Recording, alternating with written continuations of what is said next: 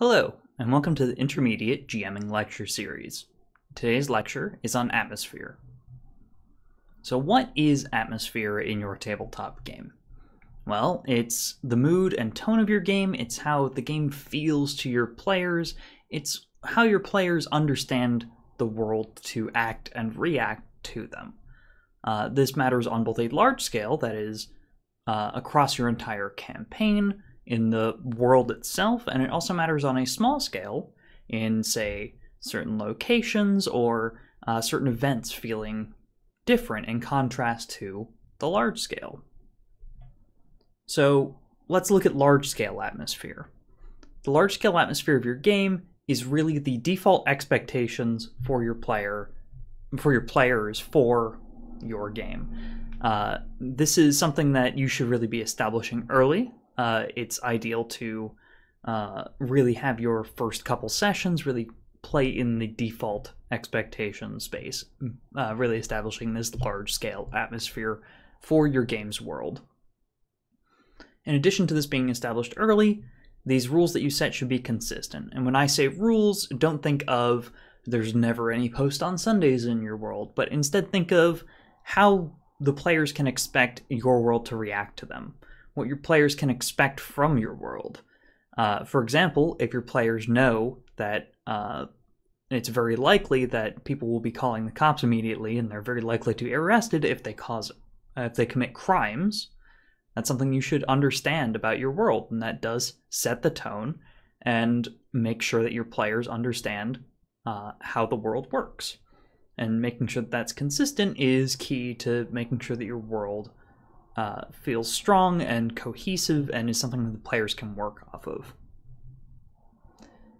Now, small-scale atmosphere is usually relevant to a specific location or event. So, for example, let's say that you've mostly got a big mystery campaign running, and it's been a lot of exploring and picking up pieces and doing detective work to piece together that there's a big cult that's trying to summon Cthulhu in the sewers of the city. Well, even though it's still mystery, it's still going to feel different when they go and actually infiltrate the cult. It's going to feel different than the rest of the world. It's going to have heightened danger, for example. And having that contrast with the large-scale atmosphere really does define how a small-scale atmosphere feels to the players. The small-scale atmosphere changes really do signal things such as danger, intrigue, mischief. These really allow certain events or locations to really pop for your players. And really, these are defined by how they contrast with the large-scale atmosphere, which is why defining that is so important. If players think that your small-scale atmosphere just feels normal to the world, then perhaps you need to rethink about how you're presenting this to the players if you really are aiming for that sort of contrast. So what exactly does atmosphere affect? So atmosphere actually affects a lot about how the players interact with the world. If the players understand the atmosphere of the game, then it also means that they understand how they're really going to go about solving problems. It means that they know how they should be interacting with NPCs. It lets them know how scared they should be in certain areas, how paranoid. Should they be checking for traps everywhere? Or are they cool to just kind of waltz into a room? How your players approach RP is going to be different too. If you really give an atmospheric sense that the players are unwelcome here, that's going to really come across in their RP. This is something that the better the player is, the better they will be able to work with the atmosphere. But even new players or players who just aren't particularly good at RP are affected by how you're presenting your world. So you do want to keep that in mind. And then what can you do to affect the atmosphere of your game? The most obvious thing is your audio and visual representations of these events. So audio is huge, obviously. There's plenty of playlists for Dungeons & Dragons background music. There's some really great websites out there for getting ambient tracks.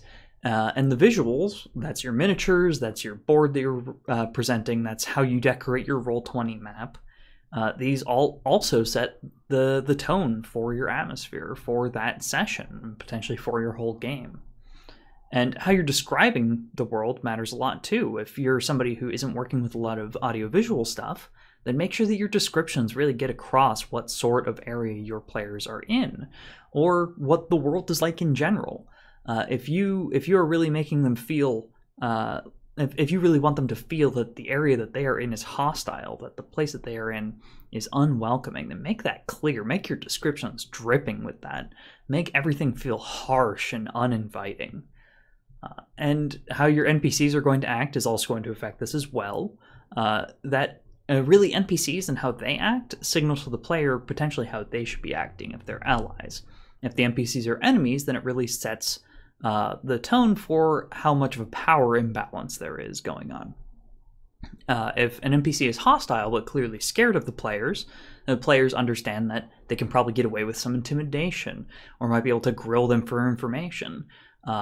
But if the NPC is clearly well above the player's strength level and does not care about the players, but is still hostile to them when they attempt stuff, then that really signals to the players that this NPC is probably way stronger than them.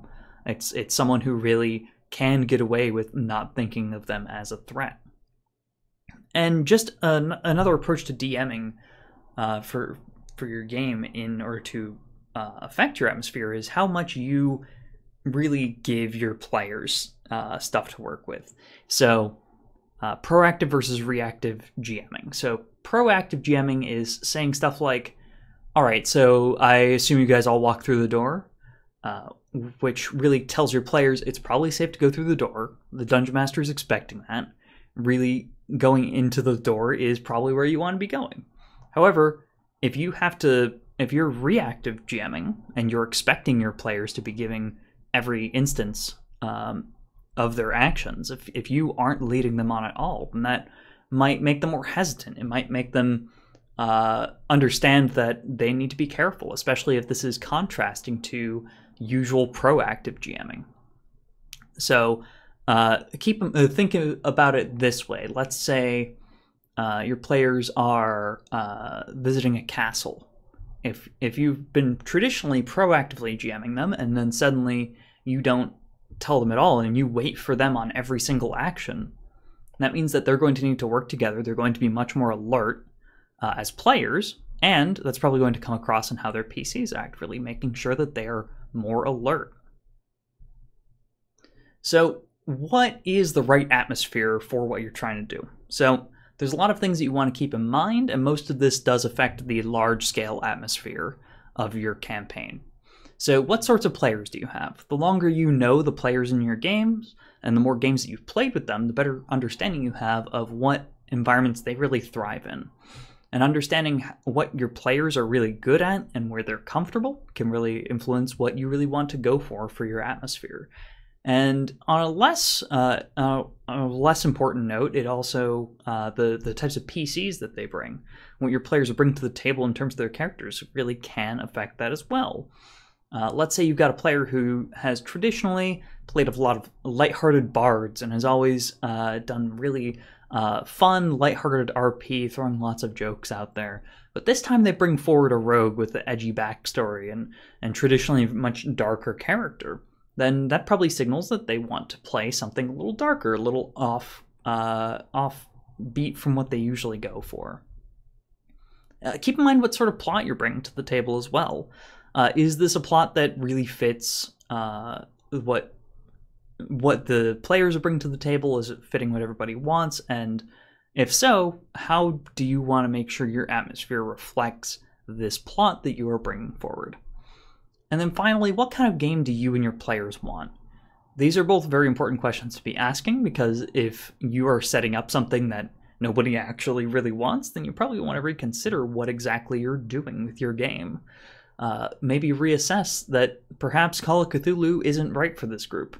Nobody here really actually seems particularly interested in actually playing in this, regardless of how interested they are in it on paper. Like, these are things that you need to keep in mind when setting up this game of yours. And atmosphere is just a small piece of the much larger puzzle of making sure that the game that you are presenting is going to be the most enjoyable and engaging for the people at the table. So I mentioned earlier that making sure that the rules are consistent, that the way that your world acts and reacts is consistent, because that is what really makes sure that players can act in your world in a way that is informed. So the atmosphere is really so tied into the rules of your world, and making sure that is consistent is, in my opinion, possibly the most important aspect of GMing. There's a lot of things that are up there, but I honestly do think that having consistent rules make sure that your players can actually have informed choices in game. They can make actions as their characters that actually fit the world and fit the game itself. And when you have any sort of inconsistency, no matter how small, it can lead to confusion. And the last thing you want is a bunch of players not knowing what exactly they can expect from a world and just saying screw it and going on a murder hobo rampage, when you really just want them to go see the king and you just wanted to make it a little spooky and suddenly everything went off the wall. So really do keep that in mind. Having contrast between large scale and small scale atmosphere is important, but make sure that you aren't breaking any rules that you have set up unless it's very clear why they're being broken for the atmosphere that you are setting up. Make sure that you understand what you're presenting to your players, what they are getting from what you're presenting to them, and then how they are taking that into account with the actions that they take as their characters. It matters so much, and that's one of the biggest lessons that I was lucky to learn pretty early on in my GMing, and I really want to make sure you all understand how important that is. So I mentioned a bit about new players and how difficult it can be for them with really understanding atmosphere. And to be clear, the picture I've presented here is the perspective of the new player being buried in rulebooks. It is not us dealing with new players. New players are wonderful. They are precious. They should be valued. But they do need that little extra time with the atmosphere. And the consistency in atmosphere matters so much more for them than anybody else in the party. They're coming in with no preconceptions of what this game is like. They're probably going to end up using video game logic in the first few sessions. This is something that is so unusual to people who have never played tabletop. Tabletop is not an easy thing to get into, and making sure that it's as simple for them as possible really make sure that they are going to be a good player, make sure that they are going to be able to contribute to the team, have a good time, and ideally stick with the hobby of tabletop RPGs for the rest of their lives, because it's so fun. Why else are we here if not to have fun with our friends? Keep in mind that the atmosphere is more important for them than anyone else. They might need a little extra time to really, quote-unquote, get your world, and being patient and consistent is the best thing that you can do for these players. All right, and let's look at some final atmosphere tips here. So one thing is to consider the lighting of your play space. I know that when I run Dread, the game book actually gives a lot of nice tips in order to set a better atmosphere for your game, but I always make sure the lights are nicely dimmed, and really having bright lights, while not a killer for the atmosphere, can potentially take some of the tension out of having a really dark or mysterious setting or atmosphere, especially when, if you could just dim the lights and put some candles up, that matters so much. That goes so far for maintaining atmosphere. If you're playing online and you're all using like a Discord voice channel or something, be sure that whatever music you have set up is quiet. Players need to be able to hear each other above anything. As important as music can be, it's way more important for communication to be understood. And also, if you're playing online and you're the GM, please make sure your audio quality is good. The audio needs to be better for nobody else than you.